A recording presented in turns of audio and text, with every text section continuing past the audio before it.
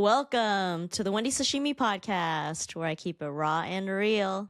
We're back. Thank you so much to everyone who has been listening and rating this 5 stars. If you haven't yet, please do me a solid. Click on the 3 dots next to following, this bell icon, and then the settings icon. Then there's the 3 dots. Click the 3 dots. It says rate this podcast 5 stars, submit. Boom.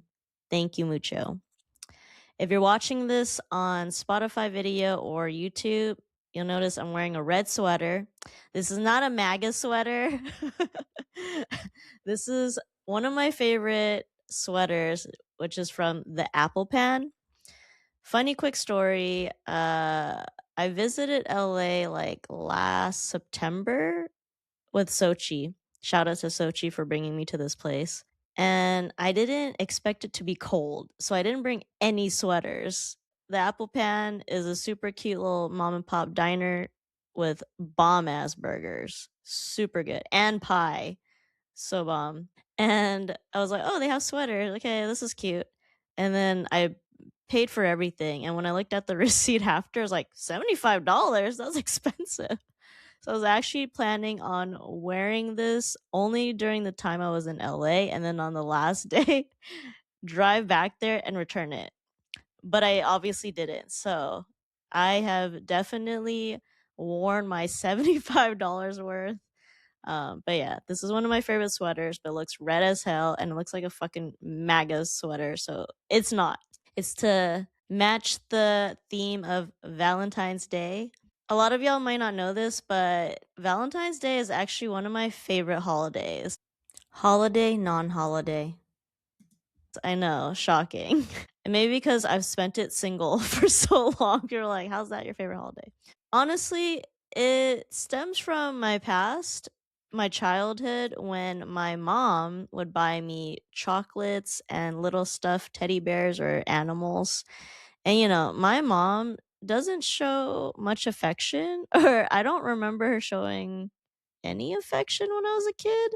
But I do remember every single Valentine's Day, she would buy me chocolates and teddy bears, and it was so cute. And then as I grew older and made my own money, I did the same for her, even though she doesn't like stuffed animals. I just buy her chocolate and flowers. And Valentine's Day is also special to spend with your friends, show them more loving. And when I was working corporate, I would always do this Palentine's Day thing where I paired people up and they wrote haikus about each other. Yeah, super cute. This year, I'm spending it alone once again. Maybe I'll have some friends to hang out with. There are a couple dance parties. Maybe hit those up. Or maybe I'll just stay home and watch some cheesy rom-coms. Because I think my toxic trait is that I think my life is a rom-com. One of my favorite things is to send girls farm girl flowers. I looked into my account. I haven't looked on it in a while. And under saved addresses, there are 4 girls who I used to date who I sent flowers to. And they're all still saved there. And interestingly enough, they're all from different states. Yes, all of them. But that just shows, there are no borders that can block my love or for me to show affection.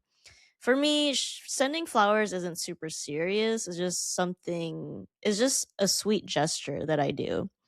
So it's not anything super serious. So please calm down if I've sent you flowers. Y'all are probably tuned in because you want to know the juice on what's going on with my love life. Have I found my wife yet? Thank y'all so much for following my series, 30 Days of Trying to Find My Wife.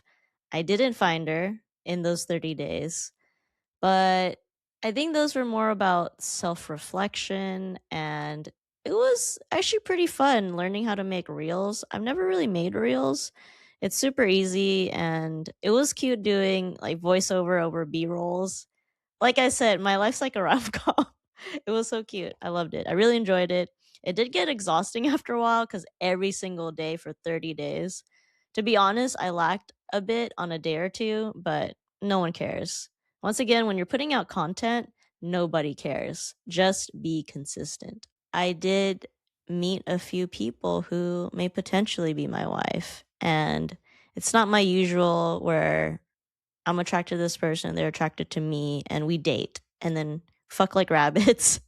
And then we throw everything out the window and we date and then it ends quickly.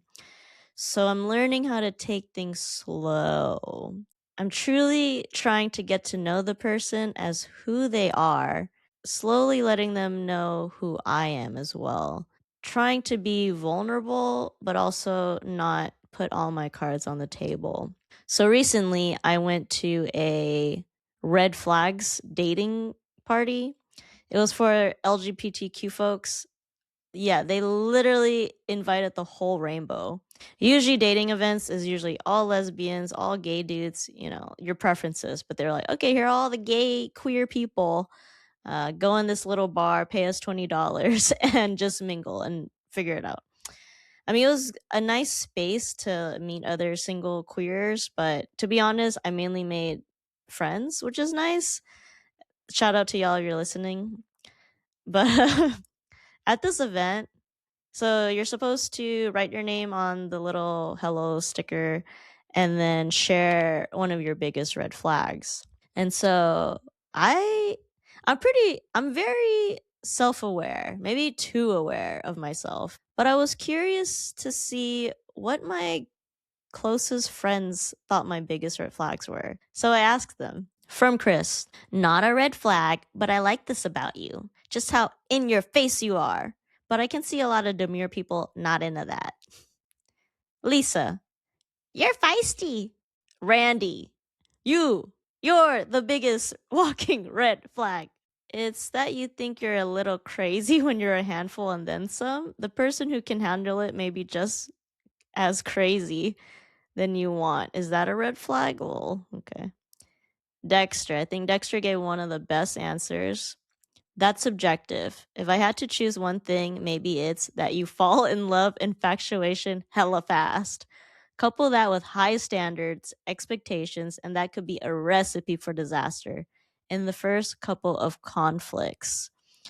Very true. That's why I'm trying to slow down, because when I'm really into someone, I'm really into them. So I'm just, taking a couple pedals back.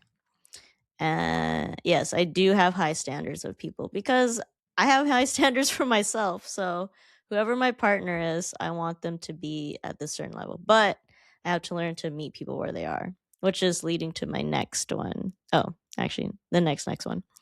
This from Sochi. She said, I honestly don't know from a dating standpoint. I think you're quite the catch. Maybe in your past you had plenty unsolved traumas pre-therapy, but it's no longer who you are. You asking everyone for your red flag is a green flag to me. Walking red flags will never admit that they have one or even listen to anyone who mentions it. Facts. Thanks, girl. Jerry, also on the lines with Dex. To be honest, I think you love too hard too fast sometimes, which sometimes it could be a good thing, but in some cases it can get you in trouble. But I also like that about you, lol, because you have a lot of love to give. Yes, I do. And then my favorite one from Chelsea. This is a good friend who's known me for 6 years, and she's seen me in my peak of being queer, living in San Francisco, dating a bunch of people, and also being my most toxic self. Shout out to 2021. But we are no longer there. So Chelsea said, well, if you're asking in a safe space, I'm happy to share with you in kindness and love. I wouldn't say this is a bad thing about you at all, but it can definitely be received as a red flag. I think that since you are so proud and unapologetically yourself, it can sometimes get in the way of you noticing when other people may be uncomfortable with it or are not ready for that level of intensity and rawness. Not to say that people won't radically accept you in the same way, but I think if you gave people a little bit more time to warm up to you and get to know you instead of being just like, bitch, this is me, love it or leave it, it could lead to more deeper connections. Wow. And then Carrie agreed. I feel like I'm very self-aware, but one of the things I'm trying to work on is giving people space and not being too in their faces when I just meet them. I know that's kind of hard for me because I'm like, "Bleh." But I think the main thing, especially in romantic relationships, is to meet people where they are. I feel like a lot of people are going through hella shit right now. Like, holy shit, including myself. Yeah, like a couple people I've met who I was interested in are going through some things, and maybe they're not showing me as much attention as I'd like, but I also have to understand their situation and take a step back, give people space. And if they're still interested, then they'll reach out and, keep the vibes going. And if not, that's cool. I'm very resilient. I have dated a lot of people. I've gotten my heart broken a million times. I got my heart shattered so many times because I keep putting my heart on the line, but I have no regrets. Like, people are like, "Oh, why are you always like dating and you get your heart broken, blah blah blah." I, I that's necessary for me. Yes, I proceed with caution, but I think I am approaching dating differently in a way that's more mindful, more calming to my nervous system. I do a lot of yoga. I do yoga 4 to 5 times a week now. And so that has helped me tremendously with not reacting to things. Or if someone says something wrong or says something that rubs me the wrong way, I'm able to take a step back and see it more holistically, or even just be bold enough to ask them, "Hey, what did you mean by this?" Or, "Hey, can we hop on a call and talk?" I think I get a lot. I've been like that at work. Like, at work, I'm great. I have the highest rating of performance because I'm a great communicator. But in dating or in relationships, I was not great at that. And I was a huge bitch. Sorry to everyone who I've traumatized. But that is why my wife or whoever dates me next is getting the best version of me. I'm not perfect. I'm not going to be perfect. There's going to be some times when, you know, I'll stir some I'll stir some trouble. But I am a lot more mindful, and whoever I date next, I'll be a lot more caring and thoughtful and communicative. I know that relationships are hard. I've dealt with it myself in my friendships, relationships with my family, relationships with myself. I know I can do hard things. And the thing is, being in a romantic relationship, I know it's going to take hard work in both of us making it work, both of us continually choosing each other.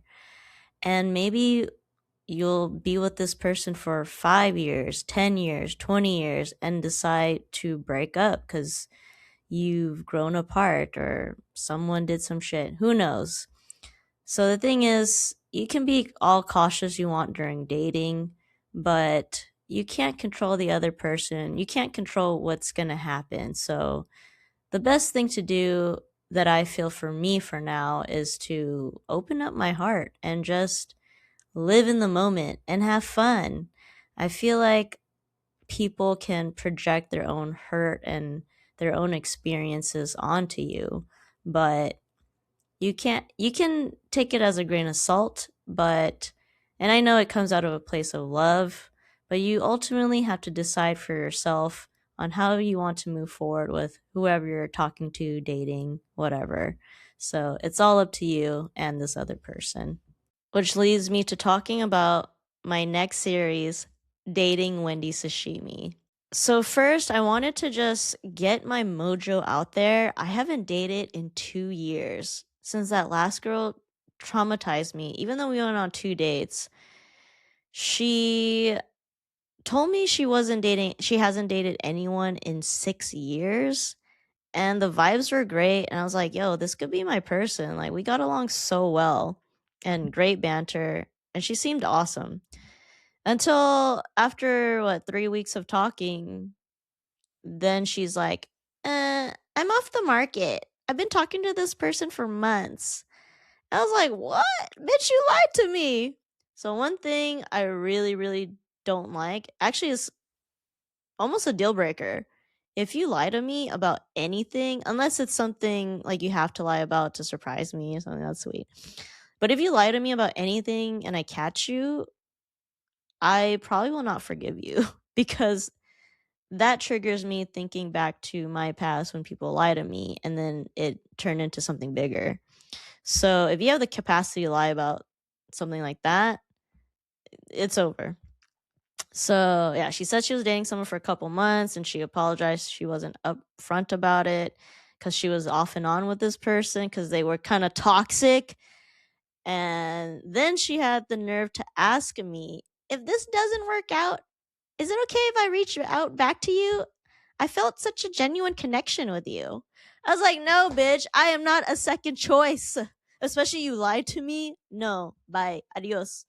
That wasn't the thing that made me stop dating for 2 years. It was a culmination of dating for the past, like, well, how long have I been dating? Since like I was 19 years old. Yeah, I never dated in high school or middle school. I was kind of asexual. I was just like, loved just hanging out with my friends, loved myself. And then I just lost it along the way. I got horny. My hormones kicked in. God damn it. Would have saved a lot of time and money if I anyway, we're here now. We're healing. So yeah, was I single by choice? Maybe not. I think I liked a couple of people, but it was unreciprocal, and I learned to just walk away. So I haven't dated someone in 2 years. I haven't had sex in 2 years with a man. Sex in 3 years with a woman. Yes. Once again, queer. I'm queer. I am not owning the title of lesbian because I feel like lesbians are really scary. And if you're saying you're this thing and they find out you're sexting men or something, they can end me. So I'm just gonna say I am queer. I do find men attractive, but I don't see a future in dating them. At least for now. Like I only really see dating women in my future. That's why hence trying to find my wife. So in my new series, Dating Wendy Sashimi, I had to, grease up my engine. So I asked a very good friend who's single if she'd go on a couple dates with me, and also I'd visit her in Seattle. And I'd take her to Omakase. We'd have a cute date. I'd actually act like I was on a first date with someone who I didn't know. Okay, that's a lie. We did catch up as if we were just friends, but I felt like I was like maybe a little more romantic than if I was with a friend, and I wanted some honest feedback. So I took this friend out. Everyone knows it's Chelsea. So Chelsea gave me some really good feedback that I'll add to my YouTube video. Well, you'll see more on our dates. And it was good. It was very positive. I think I got maybe an A-. She said, when you're into someone, you're a little touchy. Like she was touching my arm. She put her hand on my knee. I was like, huh. And then I would just kind of shove her. I act kind of like a bro. I'm just like, huh, cool. Yeah. I was like, oh, wasn't that affectionate? And she's like, no, dude, that's like a bro. I was like, oh, my bad. So I think I have to work on flirting. I don't know if I remember how to flirt. I'm just like, you, me in the back now. So that was fun. And it was also fun just being in Seattle, having a new environment. I think that opened up my chakras. And okay, well, here's the update everyone's been waiting for. Drum roll. The dry spell is done. Yes, Wendy Sashimi got laid. Thank you. Applause. I'm not going to go into details. I respect this person's privacy, and it was very, very nice. Is this my potential wifey? Maybe. I'm not sure. This person is going through a lot, so I'm gonna, give them space. And I told them if whenever they're ready, I'll be here, or maybe not. The ocean is still open, and I do feel like my chakras are open, and I feel like my wife is getting closer, whether it's this person or not. I feel like at least being in a different space, hanging out, and going to more queer dance parties it's like opening up my heart to the universe and telling the universe, like, hey, I'm ready. And then the universe is just like, okay, how about this person? How about this person? How about this person? So that's how I feel the universe is doing for me now. I really wanted to make this episode. I hope you spend Valentine's Day, it's a Saturday, with yourself, your loved ones, whoever. If you have a partner, hold on to them. Hold on to them tight and be good to them. Compromise. But if you're yourself like me without the VRD, just, have your little toys or whatever and have a good time with yourself, because that's what I'm going to do. Thank y'all so much for listening. Stay tuned for the next episode. Peace easies, Wendy Sashimi.